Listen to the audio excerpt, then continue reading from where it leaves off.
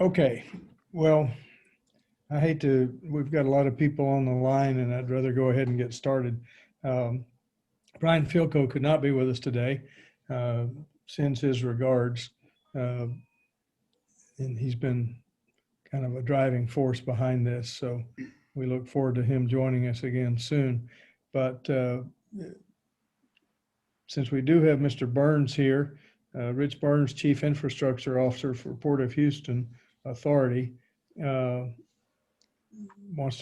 we want to hear about Project 11. Is that like, what's the place over in New Mexico? That's where the UFOs come in. Is Project 11 something similar to that? Or? No. It's probably as complex, but I will explain why we call it Project 11 in a couple of slides in. So okay, I'll go we're ahead. All yours. Thanks for being here today. You bet. I'll go ahead and share my screen. You should be able to share. And gotta click a few buttons. Perfect. Okay, if you can see that, then we're good.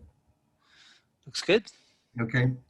So thank you, everybody. I've got a couple of colleagues with me in the participants, Bruce Mann, who is a regular attendee, as well as Roger Gunther, a member of the committee.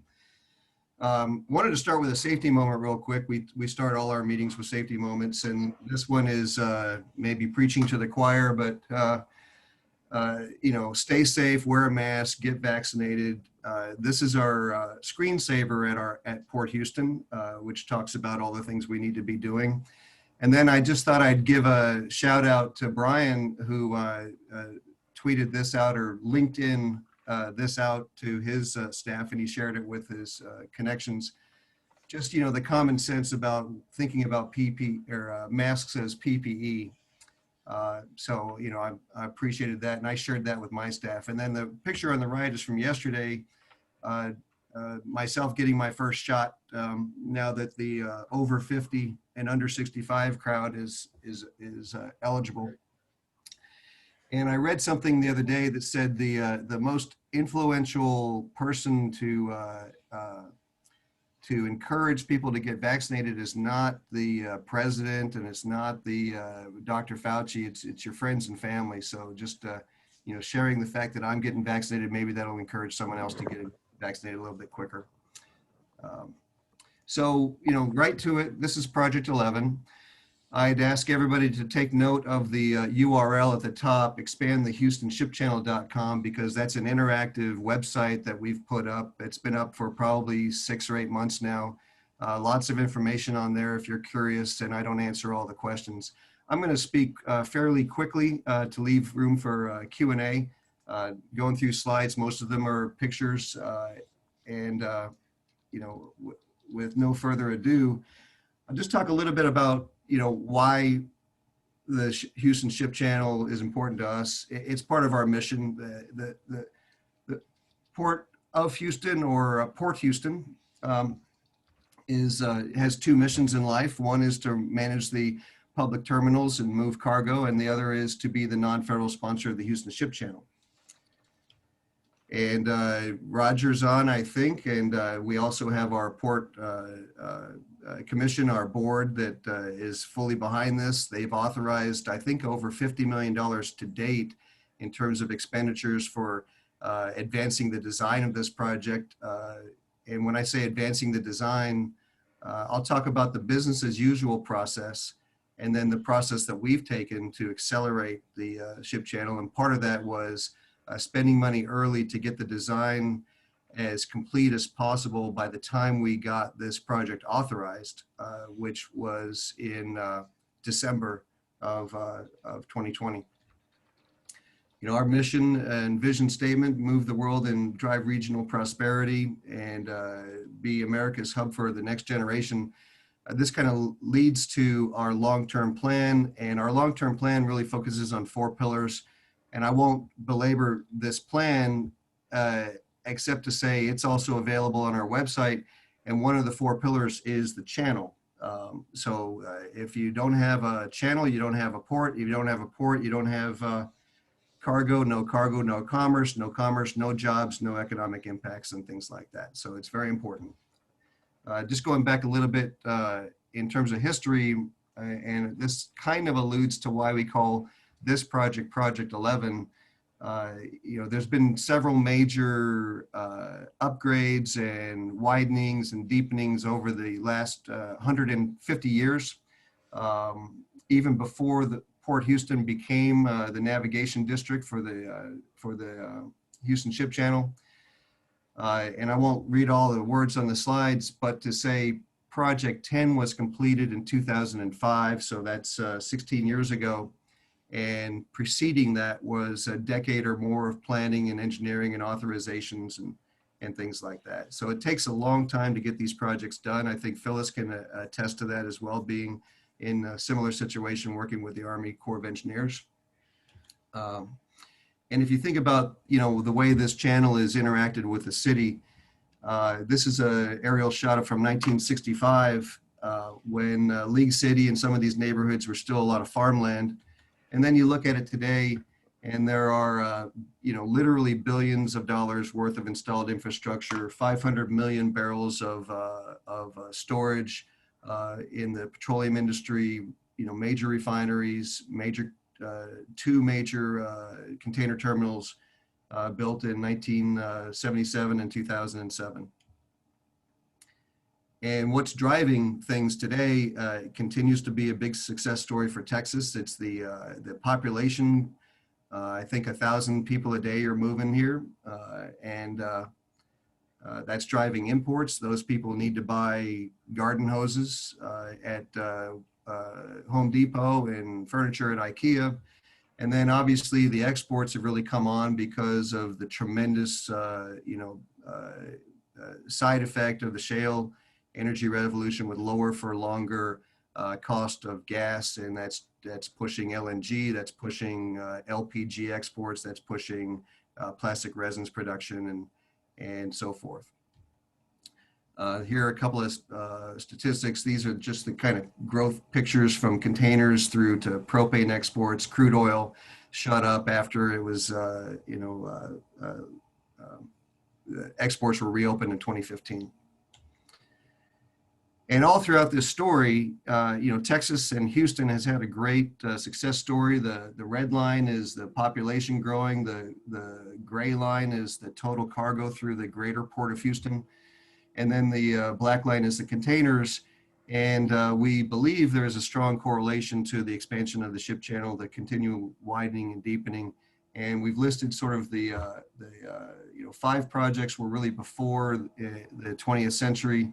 And then from 1920s to now, we've had 5 more with Project 10 completing in 2005. So Project 11 is what we're doing today. And there will be a Project 12 where we'll even go deeper and maybe even wider in some sections.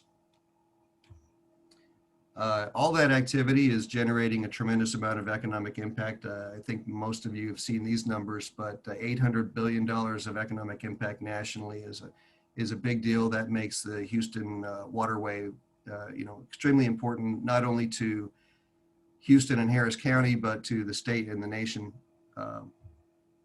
The port is the largest port from total cargo, number 6 in containers.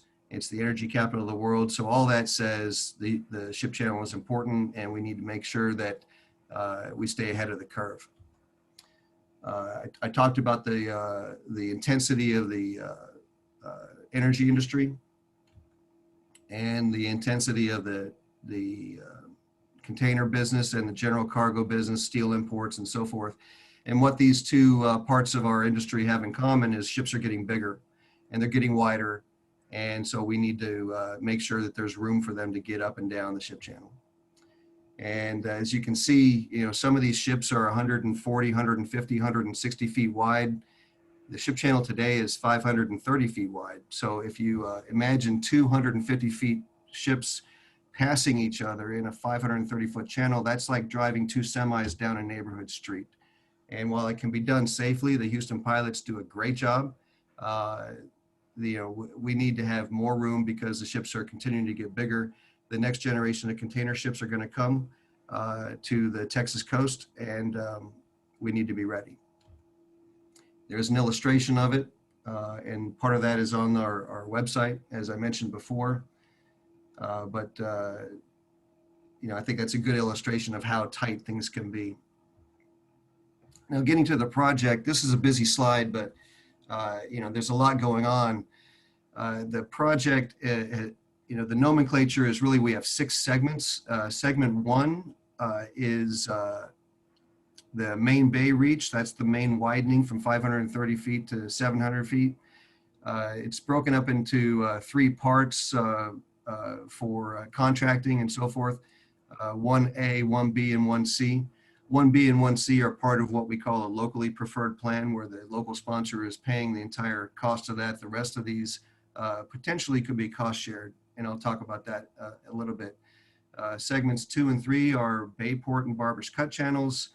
Segment 4 is really the upper reaches where most of the petrochemical and the refineries are located. And then segments 5 and 6 will serve the old general cargo facilities up towards the 610 bridge. There's a lot of aspects to this. I'll just give a few pictures. We've been designing this project for over a year now.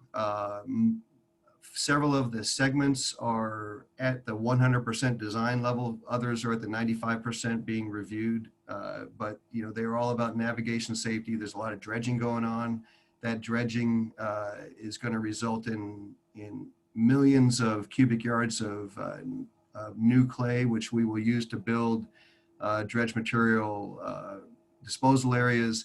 And then we'll also have some shoreline protection, some bulkheads and things like that. So just a few pictures just to illustrate the detail, whether it's the turning basin in the upper right-hand corner of this slide, or the expansion of the Barber's Cut ship channel, or the extent of the upper reaches, which is interesting. This is where obviously you can see a lot of industry is located.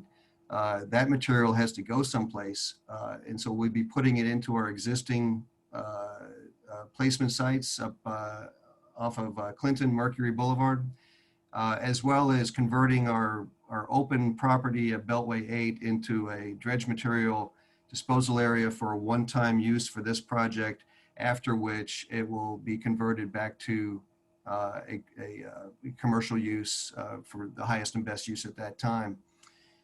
What's interesting there is we are receiving bids. I think they were due yesterday for the first preparation contracts for this property.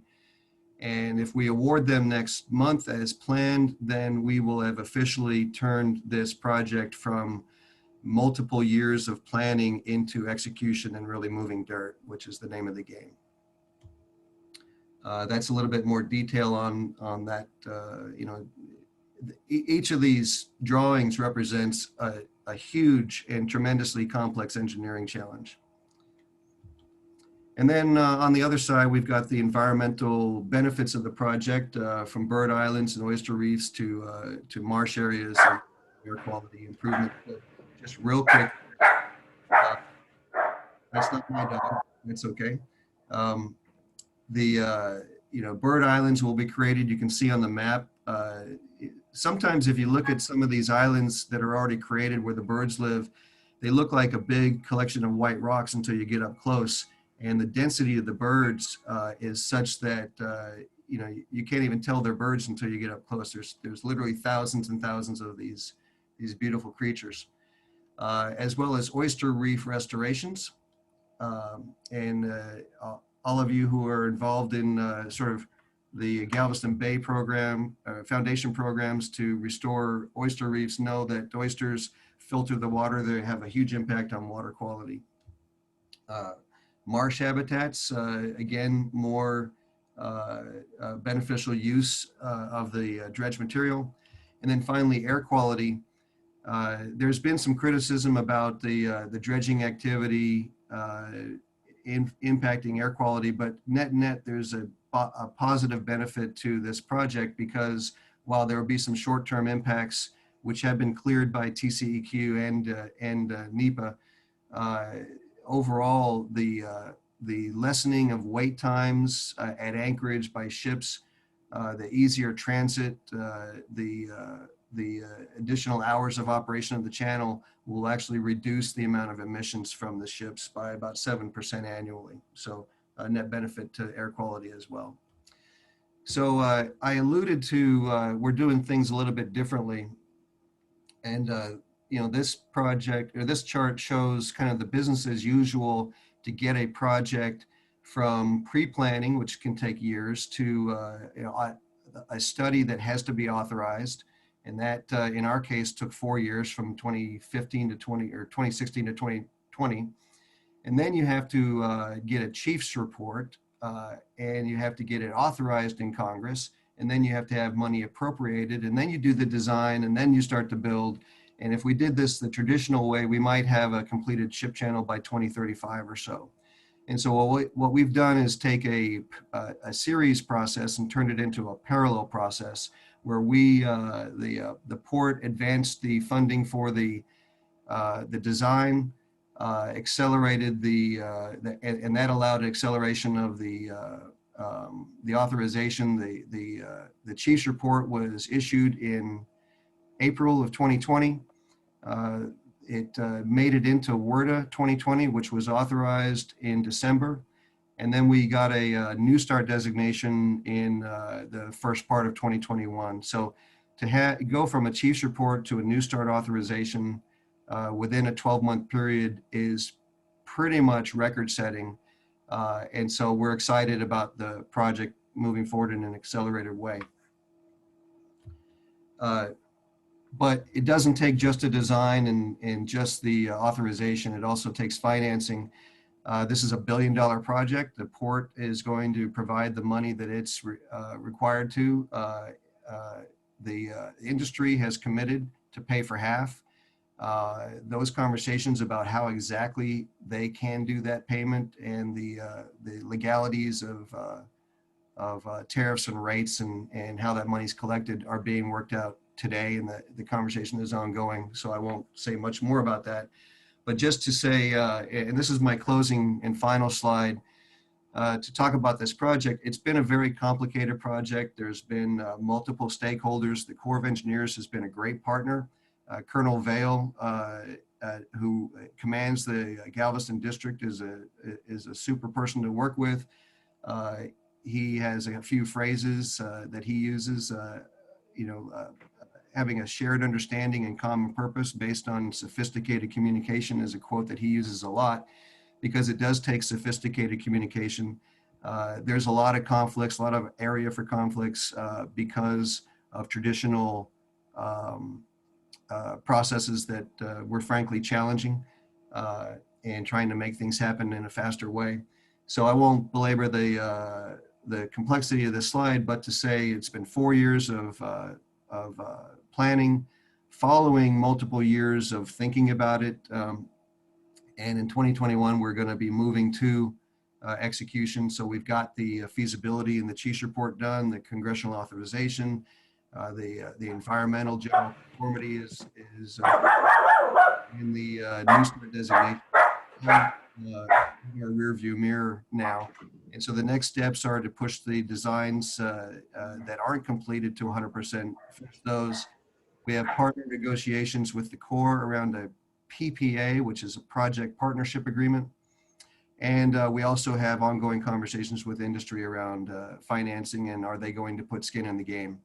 And then and the last thing is issue contracts and build, which we will be issuing the first contract ideally in April or May timeframe. And then the first dredging contract should be issued at some point in the late third quarter or fourth quarter of this year.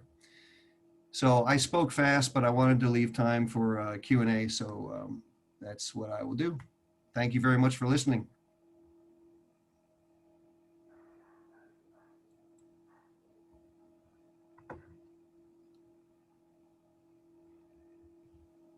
You're on mute, Judge Emmett.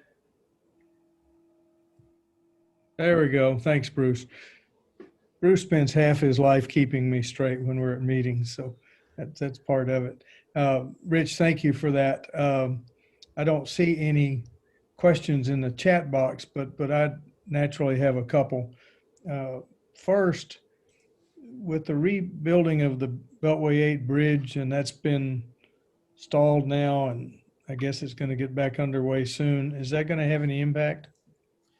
Uh, yes, and they're manageable, I guess is the point. The major impacts of the bridge have to do with the channel closures that they have planned as they lift segments up off of barges to complete the bridge, and they'll have to close the channel from time to time. And we've had an ongoing set of conversations with the Houston pilots as well as industry to make sure that we can, manage through that. We coordinated with Harris County to put incentives in to their contract with the construction company to minimize those impacts, those delays, and so forth. And the other important feature of the bridge is that the stanchions holding the bridge up today are currently in the water. The new bridge, they'll be out of the water, allowing us to widen that section. If they don't have those pieces out of the way by the time we're digging dirt there, we may have to dig all the way up to there and then just kind of work around it. I'm assured that they're going to do, I think either the north or the south side first, which will allow us to have a little bit better coordination. So we see the impacts coming, but we have management plans around dealing with those. Okay. And my second question, the legislative session 2 years ago obviously had some impact on operations. Has that been helpful in drawing attention to the need for widening the channel in a sort of strange way? Yeah, I guess you might call it a two-edged sword. I personally don't feel that was sensible, but the legislation was made. There's an 1,100-foot limit on the container ships. And so what that does is it just underscores the importance of getting this channel widened, because when you have 700 feet instead of 530 feet, you'll have less restrictions on ships passing. You'll have less restrictions in terms of daylight restricted. Certain types of ships are daylight restricted, and they may be able to sail at night. So you're really reducing the amount of crowdedness in the channel. So two-edged sword, but when we get lemons, we make lemonade. It's exactly what I was going to say. I see that Veronica has asked the attendees to use the raise the hand feature for questions. The problem with that is I don't have a screen that shows me the attendees. So, Greg, are there any other questions? Looks like Hugh has his hand raised, Judge. There's also a question in your chat box from Hugh as well. It reads, will the coast barrier project help or slow down the channel rebuilding project? So that's a common question. It's a great question. We hear it all the time. From day one, we've purposely decoupled the ship channel project from the coastal barrier project so that our schedules are not tied together. That's a longer term project. They're still looking for a sponsor should they build it. The chief's report has not been issued for the coastal barrier project. Essentially, that's a $23 to $32 billion project. The first parts of it, which would be to install a gate at the, across the Boulevard roads.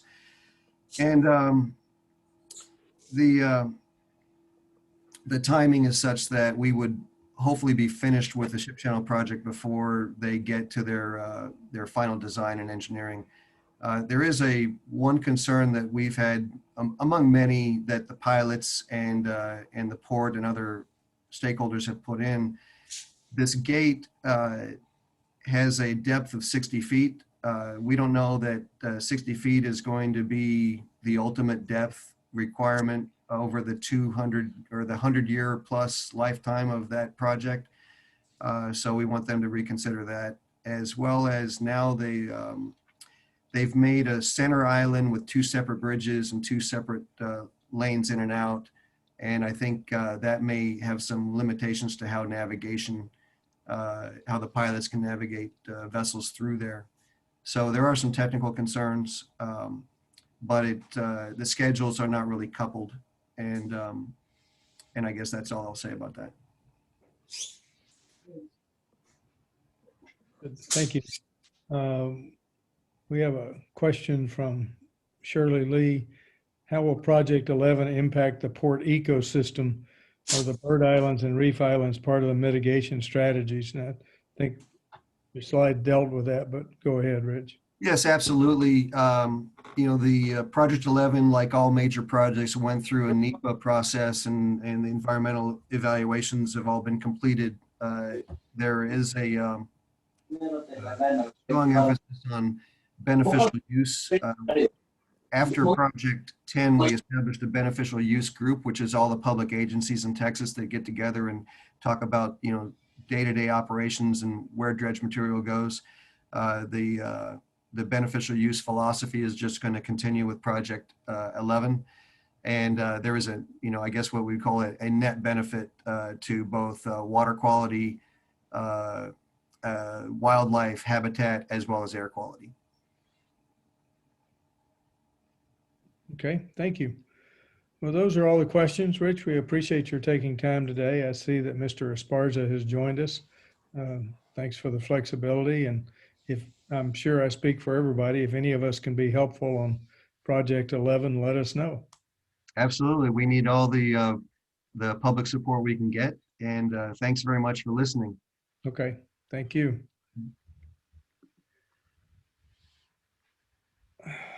Hi, John, Mr. Esparza, how are you? How are y'all doing today? Apologize for the delays here. No, we were afraid you got captured over in the Capitol. You know how that works. That's exactly the time of the year that we're in, and certainly for us with the number of issues that we're working on and working for, that's definitely been the case. Okay, before I turn it over to you and Phyllis, I was very remiss at the beginning because I haven't met him yet, but Craig Rayborn, the new Houston-Galveston Area Council Transportation Director, is on with us. Craig, would you like to say anything to the group at this time? Yes. Thank you very much. And I want to apologize. My camera's not on. I had some computer problems and switched over to a different device, and I can't get the camera to work on that one. So I apologize for that. But yeah, I'm really happy to be here. It was great to hear the last presentation. It fleshed out a little bit of something that they had covered with me in an earlier meeting. So that was really, really good to see that too. As the transportation director here, I'm looking forward to meeting with everyone who's on this call and working with all of you. And I'll just say that I know how important freight is to keeping Houston moving.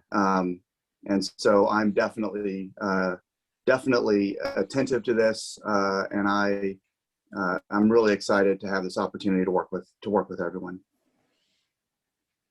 Well, welcome. You've joined a fine organization, and you'll find that the people who deal in the freight community in and around this region are very knowledgeable and very active, and they give of their time. So we all look forward to working with you. So welcome. Thank you. I'm very much looking forward to it. Thanks.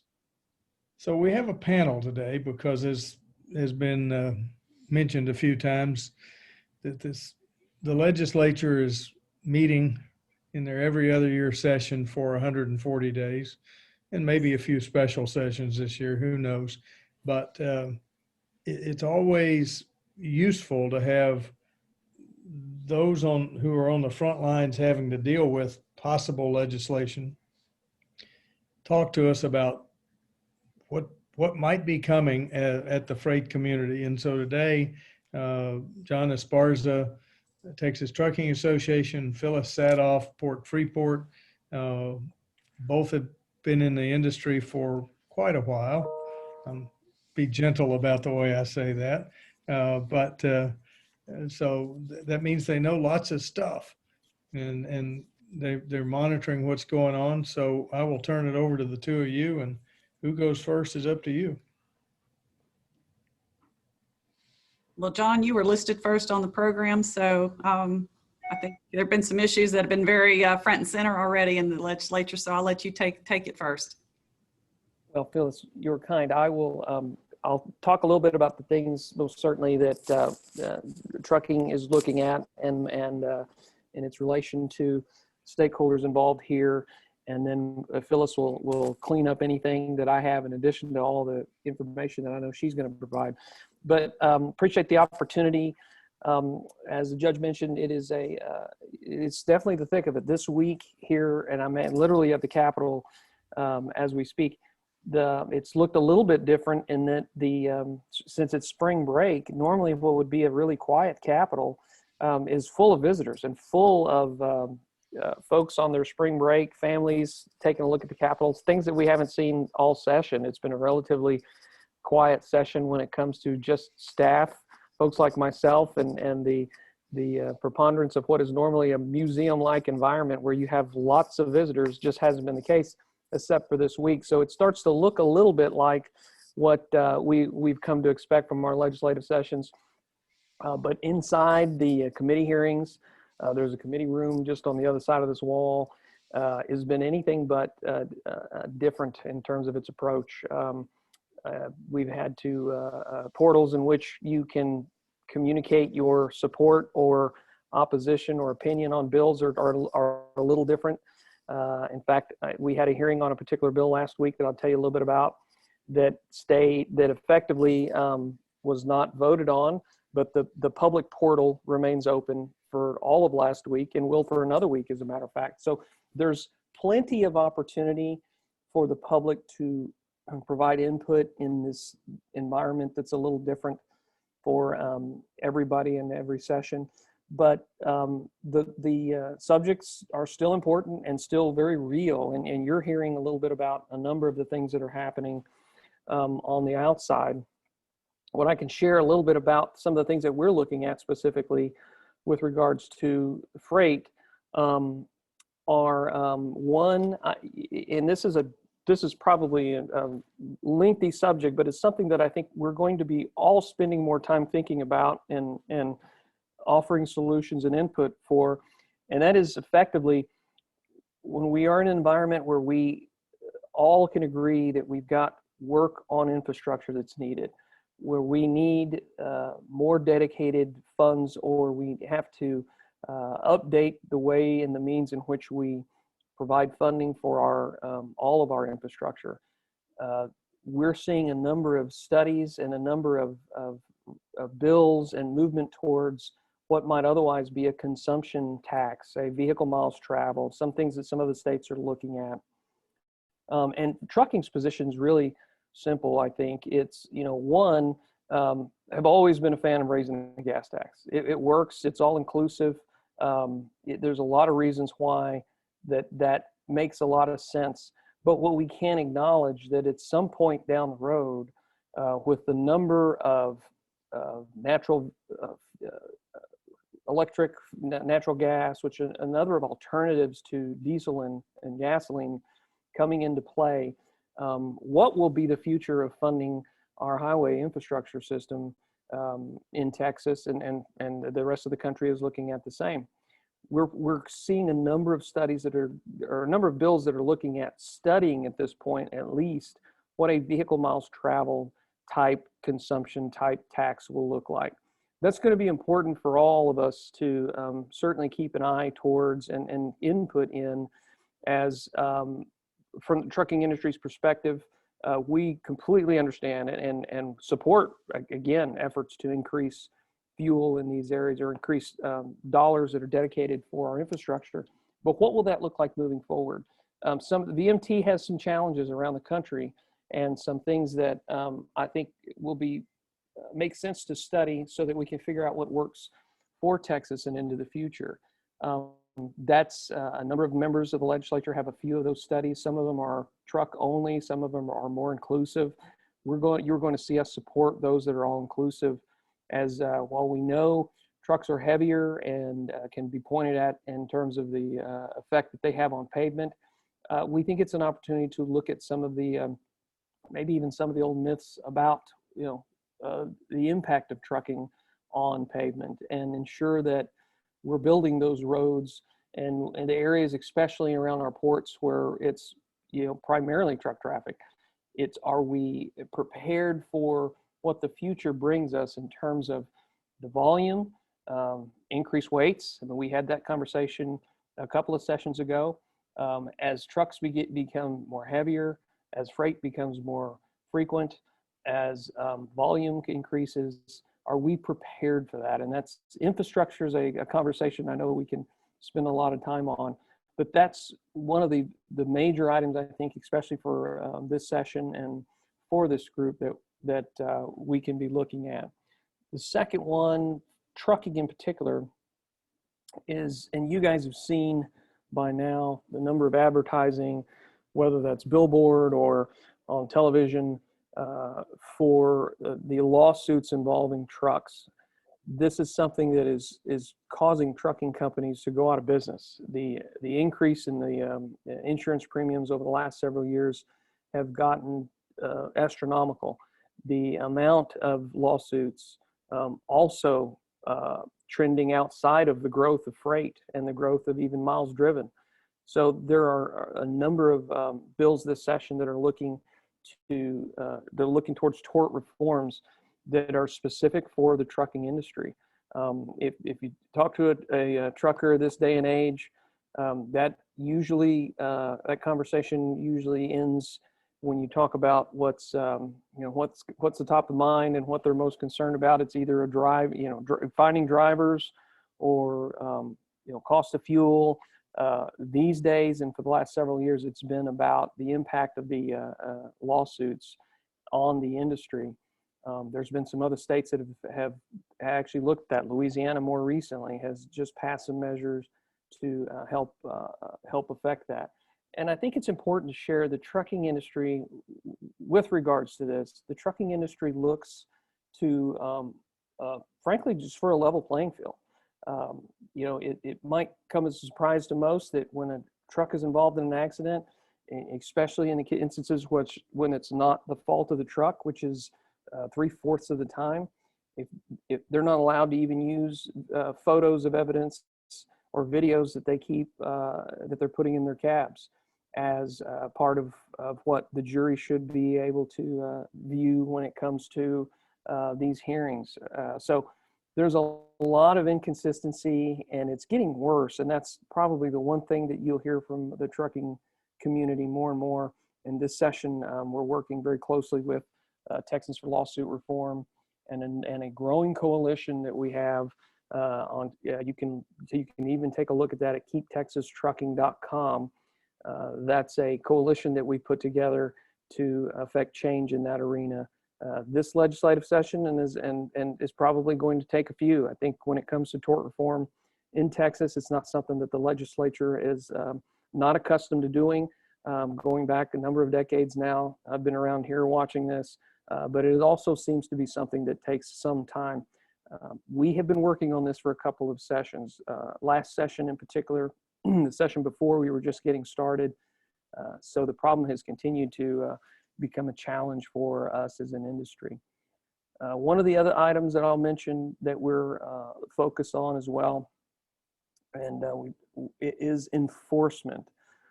There are parts of the state, and we'll use the Permian Basin as an example, that it's often referenced as the Wild West around here, but there's so much petroleum activity out there, and so many small companies getting started, or I might point to folks that are driving trucks that shouldn't be driving trucks, frankly. And there's been a lot of accidents in that area, so much so more than we see in other parts of the state, that we're looking at supporting efforts by local legislatures in that area to get to the heart of some of the problems out there. Some of that has been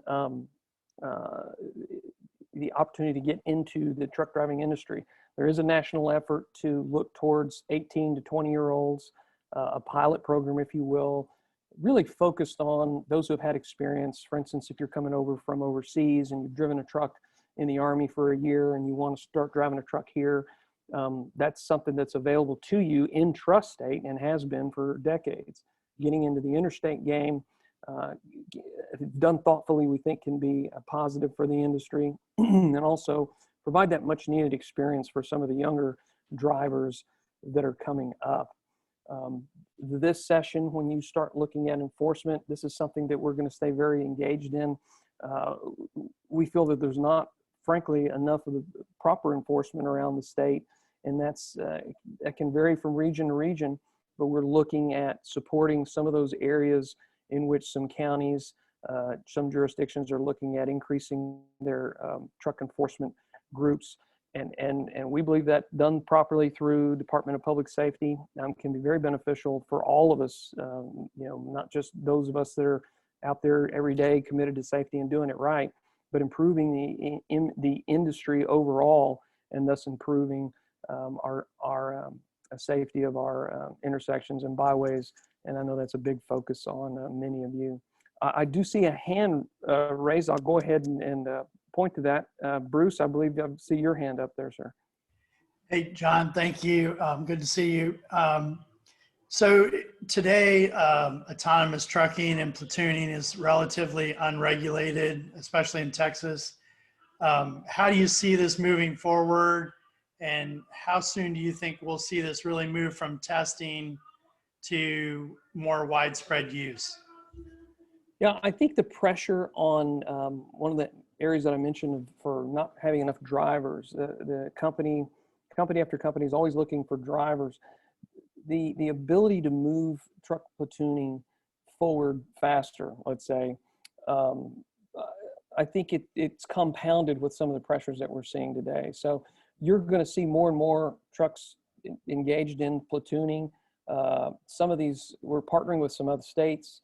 From here to California, for instance, state of New Mexico, state of Arizona. We've about 4 years ago, we began this pilot program to start looking at ways to take those 4 states and ultimately past Texas and on to Florida, but create these lanes, if you will, where the states are coordinating on efforts that were initially set for registration, permitting, things of that nature, but now also looking at these lanes for the ability to platoon. That's becoming more popular within the industry than the day that we see, unmanned trucks or true autonomous trucks. We'll see piloted programs continue to develop and move forward, frankly, I think faster than some of the unmanned or the true autonomous vehicles. But that is all part of just, one piece of the puzzle that ultimately helps to solve the issue that we have with the driver shortage. And platooning has been successful. I've had the opportunity to actually get in the cab and platoon up back here on I-30 outside of Austin here. And it's amazing how that works. But more importantly, I think part of the obstacle that platooning brings is when you have companies that are not, they're competing companies. Truck platooning works great when it's a fleet of your own trucks, right? But once you start mixing different companies, you do have certain companies going, well, I'm not sure I want to follow in platoon with this particular company. It's about trusting in that technology and the equipment. If you're running a trucking operation and you absolutely know the extent of which your equipment is up to snuff, you've got a level of confidence. Once you start intermingling with other vehicles, that can change. And we've seen that it's a mindset that will have to change as well. But I do think that's been improving over the last several years. That's been available.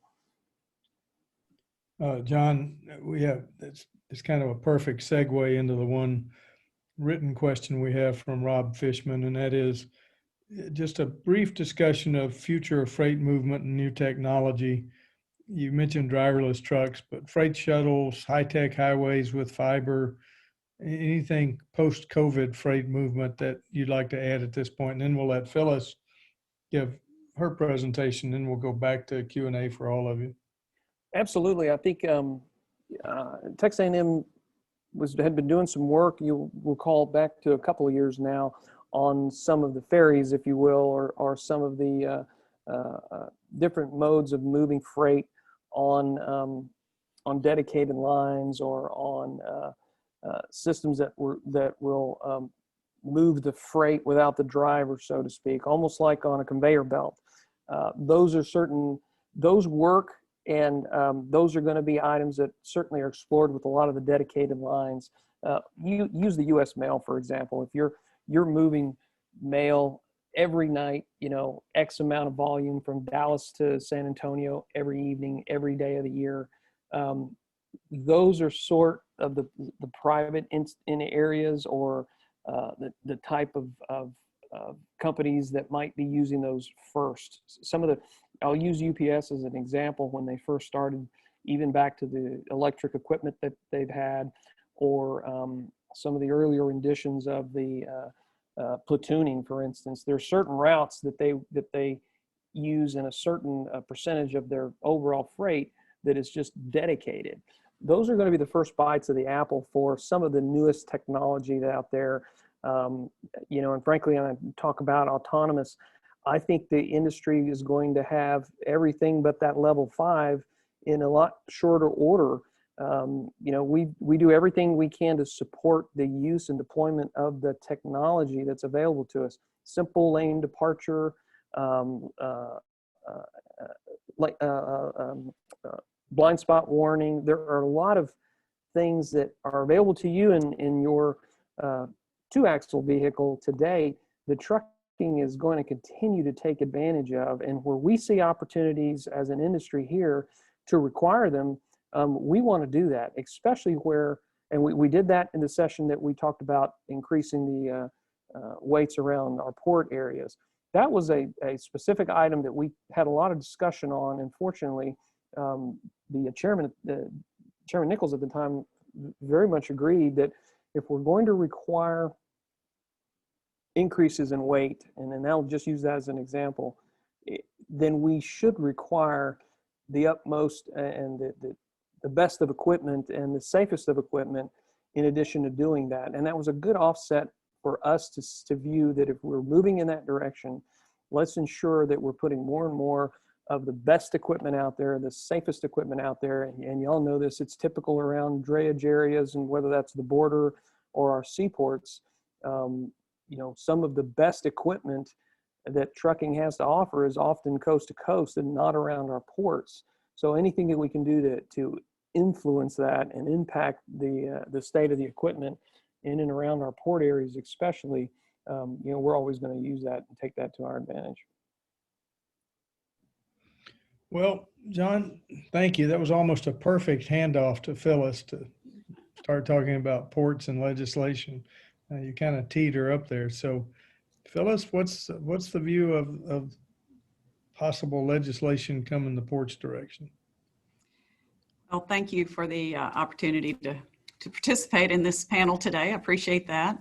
And I want to recognize that I have a couple of folks from the port joining us today. And then also I have a port commissioner, Commissioner Dan Croft is participating with us today, as well as I have Jessica Follette, our public affairs manager, and Mike Wilson, which all of you I do know who participates regularly. So anyway, I appreciate them joining us. And maybe after a few comments about the legislation, I might just update the group as well on our channel project, because we are making significant progress, and I think we'll actually be turning some dirt in just a couple of weeks, which is a really exciting point to be with our channel project, and looking forward to continuing to advance it. But this session, we're monitoring a lot. Matter of fact, Texas Sports Association, we had a virtual meeting yesterday just to review various bills that we thought we should either take a position on or monitor closely and track, because even when it comes to something like a provision with regard to financing, ports are a little different than other governmental entities, and we issue a lot of revenue bonds in order to advance our infrastructure projects. Then a lot of those have mobility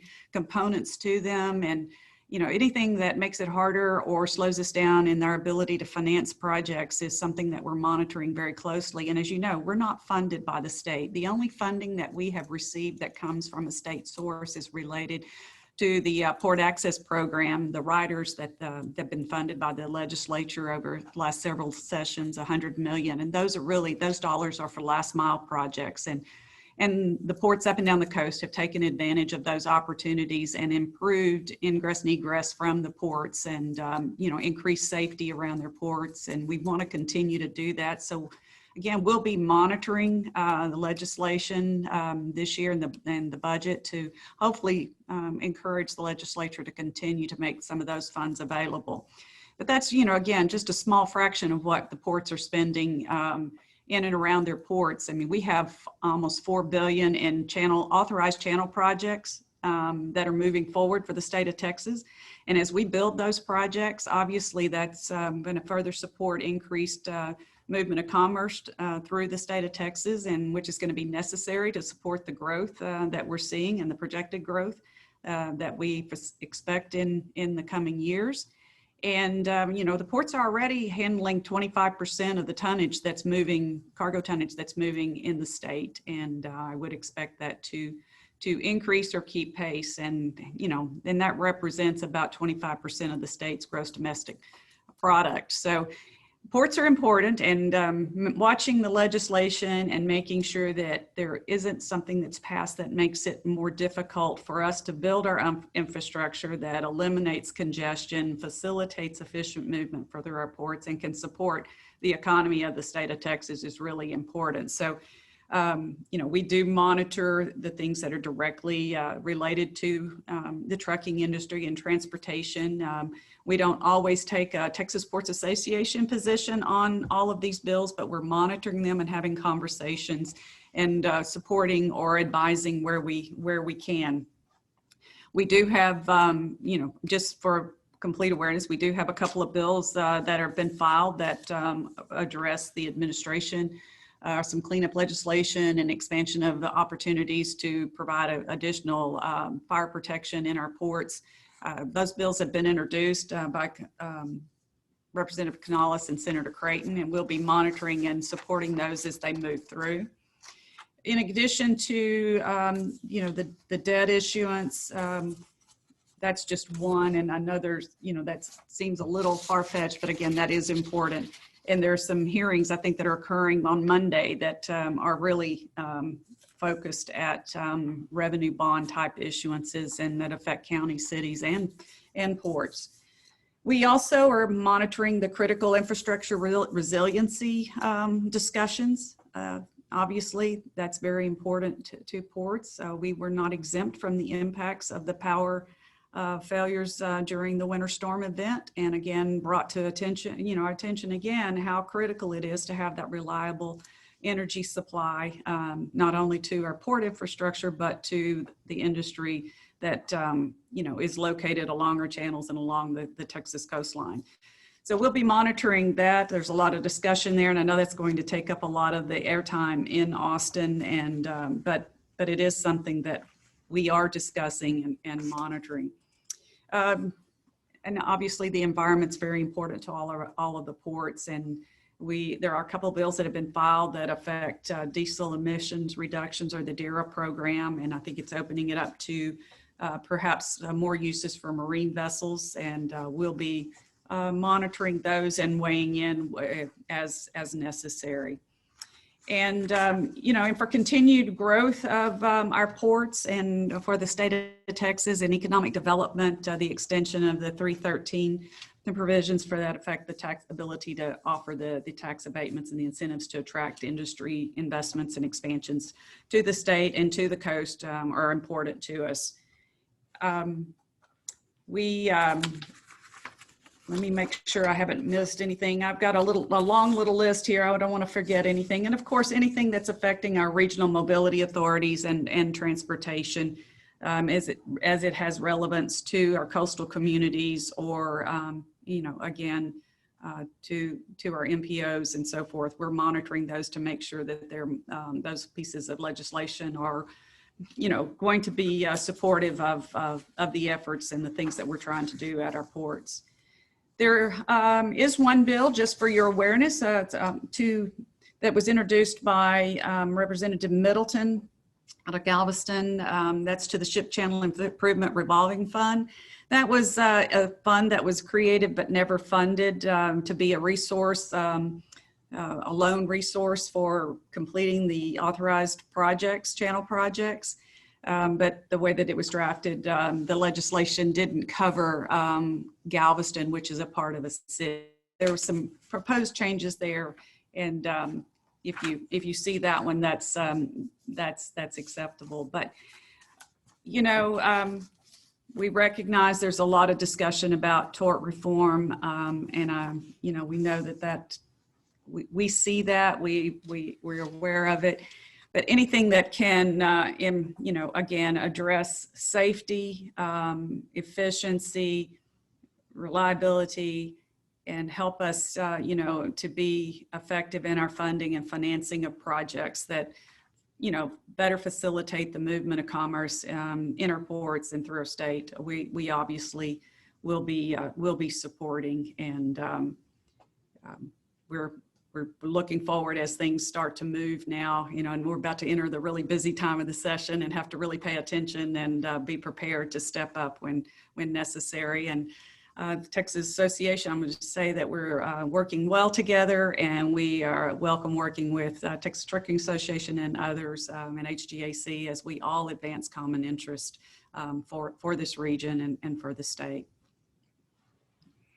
Well, thank you. And since you mentioned common interest, Rob Fishman posted a question that it pretty much goes along with one I had too. The way he phrased it was, with the new Biden administration, where do you see the movement of freight going in lieu of climate change and resiliency and the move away from fossil fuels? And I will add to it even, particularly on the port side, with the IMO coming out with new fuel standards. What do you think the impact's going to be on your port and other ports? Well, I will say that I am grateful that I have an authorized project, and we've received federal funding and in the construction phase. So that's one positive thing. I do think there will be a much stronger, renewed focus, again, on the environmental side. I think we all knew that, going into this election with the Biden administration, and we're seeing that evidence of that. But I also think there will be a continued focus on infrastructure, and they're talking about an infrastructure bill. It's just, what is that balance? And, I think we had moved into a much more, I wouldn't say simpler, but a situation where, working with EPA and others, it was a little easier to manage our projects and move them through and to get approvals. And there are things like using offshore dredge disposal areas and other things that are very beneficial to our projects, making things more cost effective where necessary, and taking more material offshore, not having to use inland material placement sites, and all that's very beneficial. And we want to keep those kind of relationships going. We want to, not get into situations where we can't move project approvals along because we can't work with the various agencies concurrently. That was one of the things that was such a challenge for Port Freeport, in getting its project authorized originally. We studied it for 9 years, but that was because you couldn't move different elements that were required to be reviewed and analyzed in the project. Couldn't keep them moving concurrently and get to completion timely together so that you could get a decision.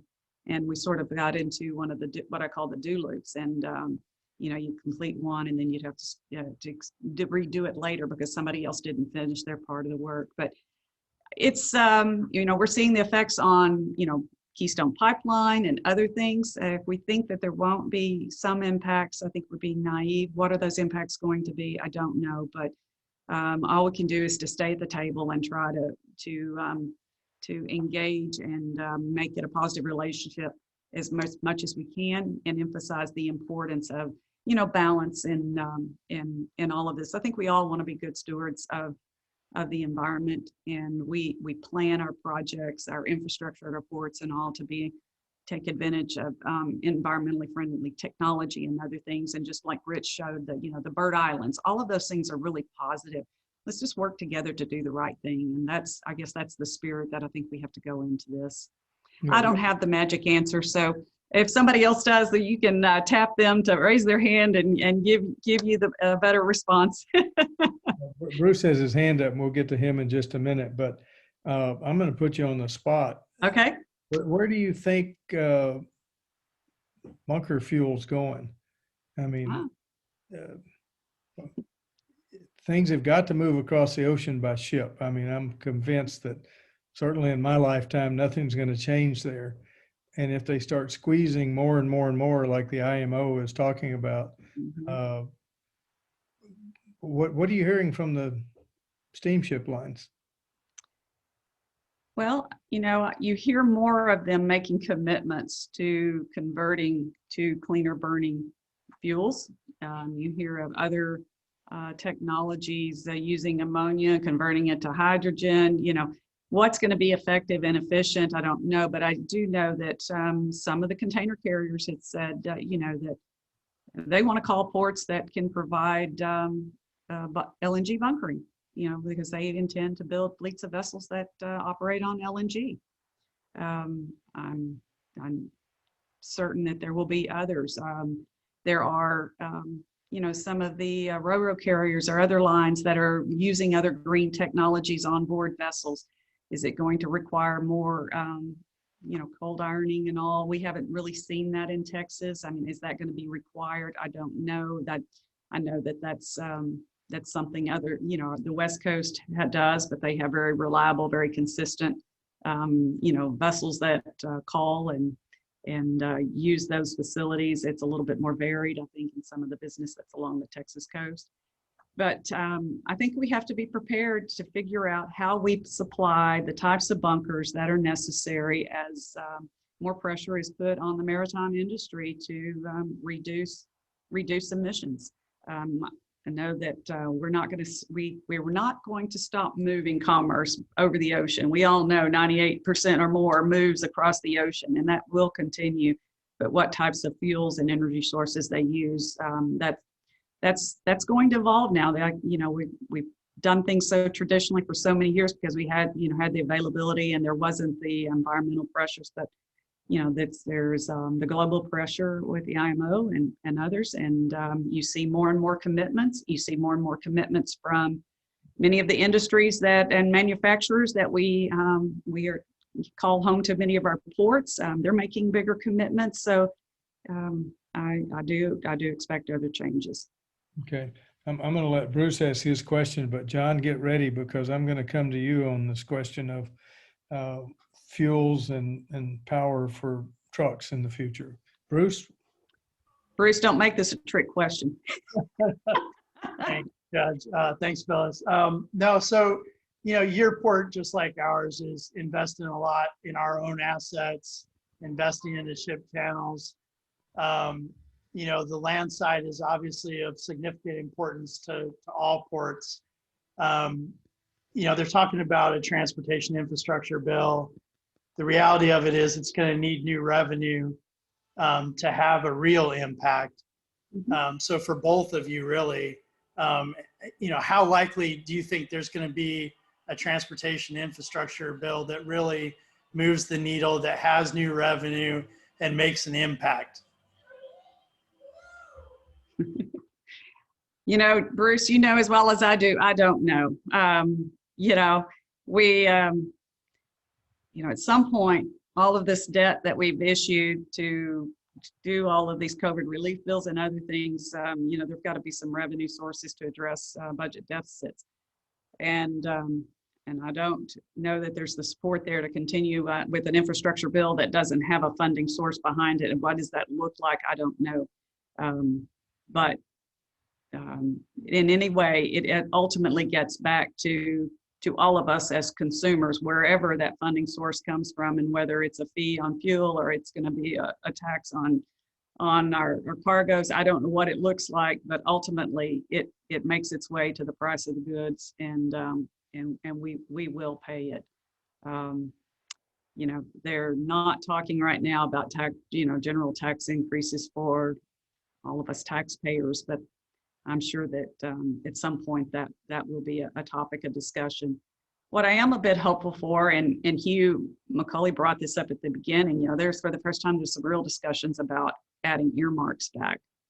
And that discussion is moving, and I think it'll depend on how the Senate weighs in on that and whether or not we see the return of earmarks. And that certainly could help us in the infrastructure arena on some of our projects, and hopefully bringing some resources you know, more quickly to complete some of these projects instead of dragging them out over more years than it should take to construct them, especially when they're needed so desperately at your ports as far as channel projects. John, I'll let you tag on to that. I would agree, and at the state level, we're not going to see it this session. I solely look at just the, you know, as soon as leadership was appointed in particular areas of the session or of particular committees, unless we're talking about it in the political process, unless there's promises made, discussion prior to a legislative session about the need, we've not seen that to the level that I'd like to see it for transportation infrastructure. I think, quite frankly, we wait till we're broke. You know, we wait till we've got a problem, a broken thing, something is here and it's broken in front of us, that we actually go to fix it when it comes to legislative activity far too often, unfortunately. And I think as I look back over the last couple of decades, you know, the issue of transportation funding just kind of comes up and it comes back down and it comes back up. We think we've spent money on it and that the problem was fixed. And the reality is, by the time those dollars are spent, it didn't even get you to where your maintenance is upkept. You know, we built some new roads, but maintenance has gone by the wayside. So I am impressed with the state freight plan that we've put together. The judge has been a part of that. There's a number of stakeholders on this call. Earmarks are absolutely going to be probably one of the things I can say now and look towards that say that gives me hope that we're going to see some improvement in areas quicker than we might otherwise plan it, because those are going to be earmarked dollars in that area. But with such a great plan that we have in place statewide, it's just about finding and funneling the money into that plan to fix it. I mean, we've made the priorities and every area of the state is represented.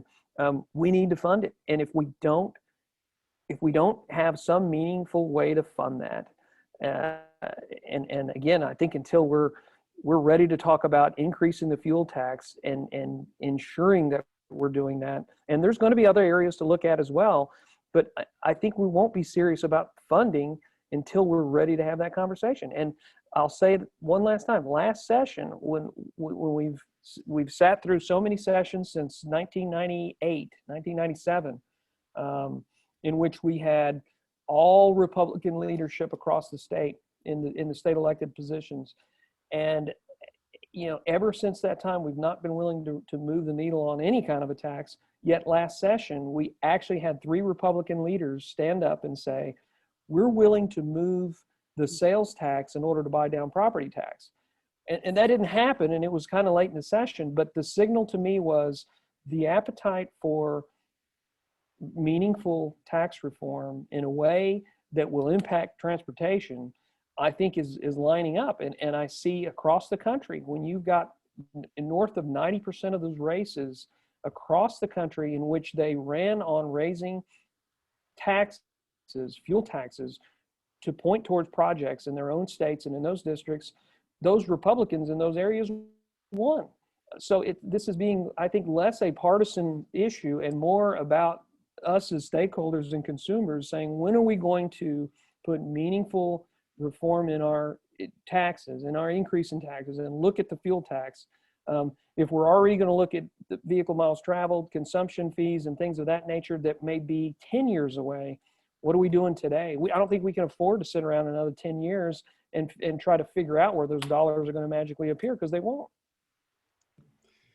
Well, John, I have to say that it wasn't that many years ago that I stood on stage and was shocked when one of those state leaders said, we have to raise the gasoline tax. There's just no way around it. And then as soon as a House member introduced a bill to do that, that same state leader found somebody to run against him in the primary on the basis of he was trying to raise taxes. So chalk me up in the cynical column about that. But my question, something does have to be done. I mean, look, electric vehicles, for example, more and more and more are coming our way. How are we going to fund infrastructure? But what are the fuels going to be? Because do you put on your, seer hat? Are trucks going to go electric? Are trucks going to go to biofuels? Because that seems to be a nice bridge from current diesel to lower carbon fuel standard type thing. What do you see happening in the trucking industry? Yeah, I don't see an event that occurs where you have something that's going to happen overnight. And I think that everyone can understand that. By and by, more and more, there are more trucking companies that are investing a little here and a little there in some of those other measures. First, it's proven that the equipment produces. Initially, drivers didn't like those natural gas vehicles. They didn't have as much power, not much response. Electrical vehicles don't have that issue accordingly. But at what point will will the tipping point be where the affordability of that equipment, how that fits into a existing preventative maintenance schedule? There are a lot of factors that a trucking company is going to take into play before making any type of investment there, as they would with investing in ultralight trailers for the port area. It's at what point do I try a few or try something here? They're going to see that it's succeeding somewhere else, and then what is the return on investment? Those tipping points, I think, are still a ways away, but you do have companies that are investing a certain amount of their fleet, a certain lines, and are making those, whether they're dedicated to natural gas or some of the other availabilities out there. Electric's going to be a little bit of a trick because you're still not exempt from weight, so to speak. As you know, if we've got requirements on what weights can be on federal roads as well as counties and state roads, and if we're going to be eating up a lot of that with batteries, the weight of batteries, and then what's the benefit to the person doing the trucking? But those of you who have questions, if you do me a favor and use the Q&A or the raise hand, several have been putting them in chats, and one I'm going to answer for you, John, and that was, how do you encourage trucking companies to consider new technologies? I think, the capitalist system we have, the trucking companies will be forced to use new technologies as the others do it. I think that's kind of the easy answer to that. Technology will drive things. Let me ask Phyllis a question. And actually anybody from Port Houston may want to weigh in on this too. We always talk about the ship channels, but we have this intercoastal waterway that cuts right through the ports. Is that more of a problem? Is that something that needs to be addressed? I know just west of Freeport, you've got the place where the tows have to basically unhook and break up their strings. Yes, but there's a project that's going to address some of that. There's the Brazos River Floodgates and Colorado Locks project that has received its authorization, and that's a state of Texas project. So that will be moving forward. They will be widening the Brazos River Floodgates, so that should help with the tows. That doesn't mean some of them still won't have to break up, but it will increase safety and move them through more efficiently.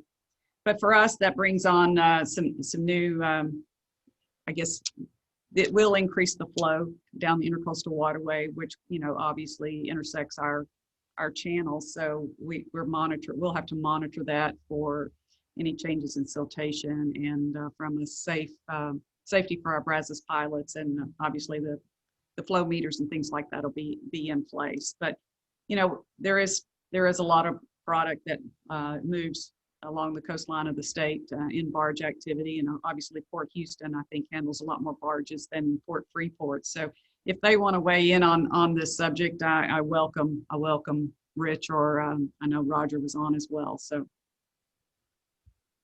I'm not quite sure if Roger is still on.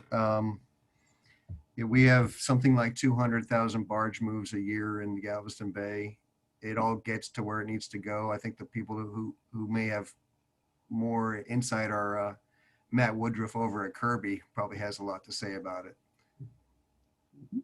No, and I think, Judge, to your point, when you look at transportation infrastructure and highways, generally speaking, get a D grade, as there's more demand for those roadways and more congestion, I think you're going to see more pressure to maybe move some of those goods that are moving Florida to Texas and putting them on the intercoastal. So the more volume you put on there, I think you're going to have to see more improvements to the intercoastal. So, we need to upgrade our infrastructure, whether it's the intercoastal or the highways, ship channels, whatever it is. We need to upgrade all of the transportation infrastructure in this country to continue to be competitive. Phyllis, Mike Burns has a question that is there potential for other systems such as Hyperloop or managed lanes to move freight between the ports and other facilities that would improve regional air quality and system reliability? I think we have the opportunity to look at all of those types of opportunities. I'm familiar with the freight shuttles program. Where there's interest has always been, but our Port Commission, is that a solution for some of the short movements? Is it economical yet? Does it make sense? Some of these things make a lot of sense, but yet they're still not cost effective. So, we continue to evaluate those opportunities. Dedicated lanes. You have driverless trucks. That's dedicated lanes or things like that will have to be in place. But we know how well, toll roads and things like that work for movement of people in the region. Is there, would dedicated lanes for freight movement work? Absolutely, in certain situations. And I equate that to just like using heavyweight corridors. I mean, we've taken the initiative over several legislative sessions to connect Port Freeport to the area producers and our key tenants, and one of those being the Tenaris steel pipe fabrication facility in Bay City that's 38 miles away. And the steel bars moved through Port Freeport. Well, we had the ability to reduce the number of truck transits by 40% by using a heavyweight corridor. And obviously all the communities got behind that. That's good for the communities. It's good for the highways. It's good for Tenaris, cost effectively. It's good for the trucking, industry. When we talk about shortage of drivers, that reduces the number of drivers that you need. It's good for the port and it's good for the environment. We have to look at all of those opportunities where we can find those wins that really make us sustainable in all of our operations and business-wise, port-wise, and the community and environment. So I think we continue to evaluate those and have those conversations. Okay. Rich? If I may, on both issues, whether it's extending truck driving at night or a freight shuttle type of idea, it's not something that ports alone can do, right? You need a whole community. On the freight shuttle or a Hyperloop, it's going to be difficult to build something like that without a use case. With the people who actually need to use it need to subscribe to that. You don't build a pipeline across Texas without the capacity being 50% pre-subscribed.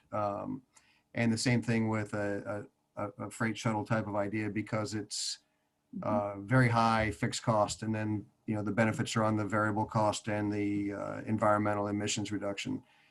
And at Port Houston, we did extend gate hours for about 18 months, and we found that the use in those extended hours was a lot less than what industry had indicated they wanted the hours for. So if the truck companies or the cargo shippers are going to, utilize those additional hours, great. But, it takes everybody to work together to make sure that solution works. Well, and this question almost begs another question as to, and Hugh McCullough, you may want to weigh in, or somebody on the line. For the life of me, I still can't figure out why the railroads haven't found a way to profitably move containers from Freeport, Houston area to the DFW area. I mean, let's face it, if you have a ship come in with 5,000 containers on it, and if half of them go to DFW, that's 2,500 trucks. Seems like you could put together some trains and make that work, but so far it hadn't happened. I didn't prod Hugh into saying anything about it. Well, I will say this, I can remember similar questions were raised almost 20 years ago about why weren't the railroads moving containers by rail from Laredo all the way north to Dallas. Well, a lot of these things are doable, but they're doable at a price, and it's the market and the customers are the ones who are going to set the feasibility of it. If they really want it, I think the railroads will do it. It's as simple as that. But I don't think you can expect the railroads to be the leaders if that requires, taking away other freight off their lines that frankly is better paying freight. So it's a matter of what is the customer willing to pay for, and what does the market want. Yeah. John, here's one that is very interesting. Would placing a tax on new tires help fund road and bridge maintenance? I think it can, and I think it has to be on, all tires. I think that's the way to look at it. And the things that, as an industry, that I find, I dislike the most, and the approaches look at have all stakeholders involved, and you can decide at what capacity one pays over the other, but you're not going to fix the problem with a small segment of users. And in the case of, and I'll jump back to the vehicle miles traveled, and the problem that has is, if you've got 28% of trucking utilizing electronic logging devices, but you want to use the electronic logging device as the means to pay a vehicle miles consumption, why are we focused on a very small segment of trucking when this is a all user? And again, the fuel tax is a great way to look at that. Trucks are not very fuel efficient when it comes to some of the electric vehicles, some of the gas powered vehicles. My wife drives a hybrid that's half gas, half electric. I get it. The more equipment that we have like that out there, the less money we're going to have through the fuel consumption. But until we find other means like this, whether that's tires, whether it's an increase of registration, whether there are, I think it's going to be several areas that you're going to have to look at and say, if we don't meet this threshold of funding, then we're going to have to derive it from different areas that make sense as stakeholders and as in a fair and equitable way as possible. I think that you're going to have more buy-in for something like that. And tires certainly can be one of them. Okay, we have two more questions. One is HJC has identified the concept of freight corridors, one on the east and one on the west, would allow the movement of freight around Houston and not through Houston. They want your input. It still gets it on trucks, which still doesn't get to my question about why we have 2,500 trucks versus a handful of trains, but go ahead. Well, I will say for Port Freeport, TxDOT currently has underway the widening of Highway 36, doing an area in Fort Bend County, part in the northern part of Brazoria County. That's $100 million in projects. One of the rider programs, we applied for rider funds to help fund the segment at from Port Freeport's gate to the bridge over the Brazos River.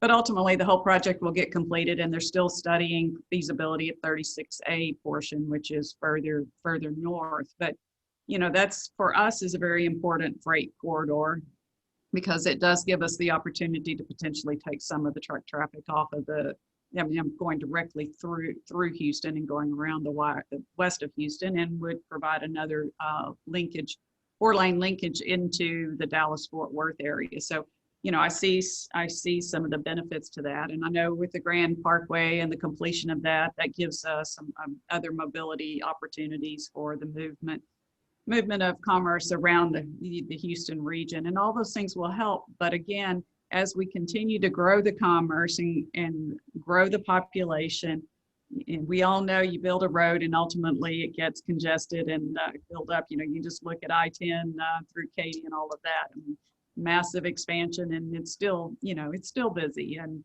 so we've got to find other solutions, whether it's using intercoastal waterway, is it rail, is it a hyperloop, is it freight shuttle, dedicated lanes, what are the solutions? But it not doing something costs us something. And I think I didn't make my point well enough before, you know, talking about whatever we do, if we have a different tax, a different source of revenue, yes, that ultimately flows to the consumer, but the consumer's paying now because there's a cost in the delays and the movement of freight, you know, cost to our environment and all of that.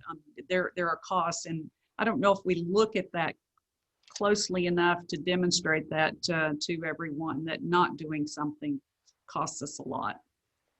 Well, I won't ask you to respond to this, but, you know, talking about adding lanes to 36 and Grand Parkway, a local official last week said adding lanes increases congestion. That one lost me a little bit, but I'll let that go. But it does get to the question of, now that we have the circumstance where Harris County is suing TxDOT, which over the I-45 project, is this a harbinger of things to come? And I won't ask any of the lawyers to weigh in on whether or not an arm of the state can actually sue the state, but that's a question for lawyers to address. But what do you see happening if suddenly the HGAC process, which really that's who approves all these projects, if suddenly it gets mired in lawsuits from some of the very members of the HGAC? Well, you know, somebody that's living in the Harris County part of it might be better suited to weigh in on this, but I guess from being one of the outer counties, you know, that's concerning. I mean, if it has an effect on progress for eliminating congestion and on these projects, as we continue to grow, the population densifies in our metropolitan areas. Now's the time to act and advance those projects. Are we ever going to make everybody 100% happy with the decisions about the routing and how they're to be constructed? No. But not doing anything, again, is going to paralyze our region, and has consequences to the state and to the nation. You know, and global. I mean, this is not just a local problem. You know, it has, you know, reverberations throughout the world, actually. But this is new. You know, again, I'm not a lawyer. I don't know the nuances of that, but we just got to find ways to work through these issues. And I don't think, not always, the legal system has not been my favorite place to work through issues. Right. And then this question could have a very long answer, so please don't. But somebody has posted, have our ports been considering integrating automation into daily operation? And if yes, what has been done? And I know the answer to that is yes. So how far into that do you want to go? I think we always look at, you know, opportunities to make our ports more efficient, but we also understand that there is a segment of our, communities that depend upon those jobs at our ports. And, right now, Port Freeport's we're not to the point that we are so needing to, or not so dense yet in the amount of cargo that we're handling that we need that added efficiency of an automation. But it is something that we monitor, and we watch other ports and other regions and how they do that and how they're employing those technologies, and consider that as we add infrastructure at the port and how we can prepare for, those types of automations in the future. Now, I'm not going to speak for Port Houston. I don't know what all they're planning. Rich Burns is probably better suited to answer that, so I'm going to hand it over to Rich. Yeah, I think the jury's out really on the productivity gains of automating the stacks of the container terminal and things like that. And as you mentioned, the jobs and the prosperity that is created by the employment is a big deal. But we often overlook a lot of the automation that's been going on.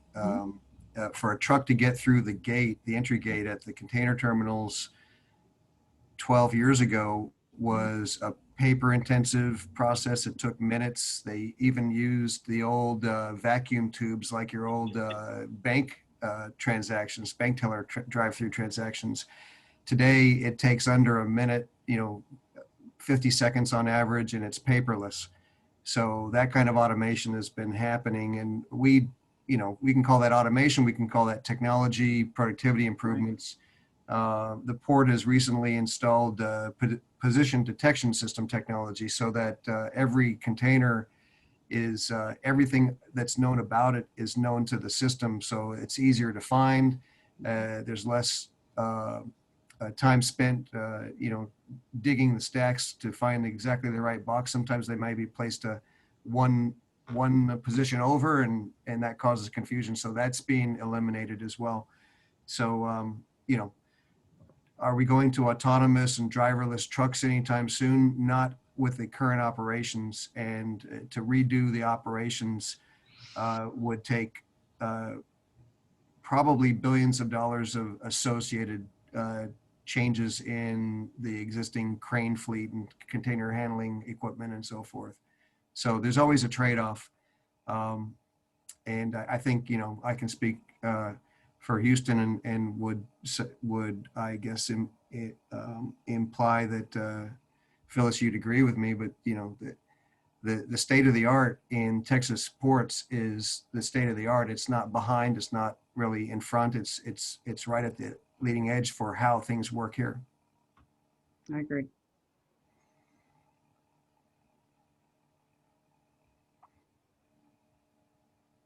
Anybody else? Well, very good. Thank you to all of the panelists, Phyllis, John, Rich. I think this has been very productive, and we appreciate it very much. If I can, I just want to thank John and the Texas Truckers Association for, I know we didn't get to speak directly, but I know you helped to get the word out early on in the COVID pandemic, when we were all trying to make our port operations as safe as possible to make sure we didn't have disruptions in the movement of commerce. And one of those areas where really needed help was with the Texas truckers, and having a way to get outreach to them very quickly. And so I appreciate all your support there in doing that, because I think Port Freeport, just like Port Houston and all the ports up and down the Texas coast, we didn't miss a beat. We didn't delay cargo. We didn't have any shutdowns as a result of the pandemic. And it was really something that took everyone from labor to the ports, port workers, the truckers, and our tenants all involved to make sure that we protected our workforce, critical workforce at the front line of maritime industry. Well, Phyllis, y'all did an amazing job as with all of our ports. I've just been really proud of the relationship that we've had with all of you, and to any of our stakeholders listening, where we can be helpful and help. It, the easiest thing to do is the communication side of that. So please reach out and let us know how we can help. And we will do that, especially when we get in these situations where we're helping each other is really what it is. Anytime we're working together, it's helping each other. And proud of the work that we did through the pandemic, and most certainly during the storm. So thank you and all of you. Good. Thanks to all of you. Veronica?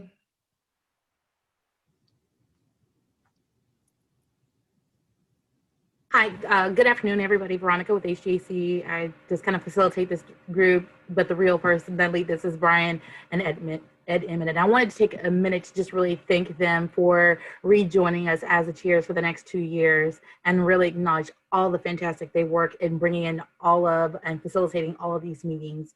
And I just joined last year, and they've done a phenomenal job at making sure they run smoothly and they bring a breadth of knowledge. That's the first thing. Thank you very much, Judge Emmett. And second of all, I wanted to tell everybody that the Regional Goods Movement was approved through the Board of Directors. And so that will be jumping off in the next few months. And so we'll have our first update at the next Greater Houston Freight Committee meeting. And so you'll have that first meeting, and it'll be an intensive study in truck mobility, as well as looking at autonomous commercial vehicles throughout the Greater Houston region, as well as it'll incorporate the regional critical urban and rural freight network that was a part of the study a couple of years ago. And additionally, we will also see, I would like to also let everyone know that the recommendations that we sent to the congestion management process were all included as part of that, as part of the draft, and that can be seen online. And I am dropping a copy of the link to the draft into the chat box just a second, and you'll be able to see all of those recommendations that we voted on at the last Greater Houston Freight Committee meeting. So just a brief summary. I would again thank everyone for joining us, and please feel to join us at any time in the future, and I'm looking forward to working with everyone. Okay, now before we all leave, we do have some announcements. On the agenda showed the Transportation Advisory Committee meeting April the 14th, Transportation Policy Council meeting March 26th, Regional Air Quality meeting March 25th. Now I'm going to add a couple more. I don't know if Caroline Mays is still on, but I think we tentatively have the next TxDOT Freight Advisory Committee meeting scheduled for April the 20th.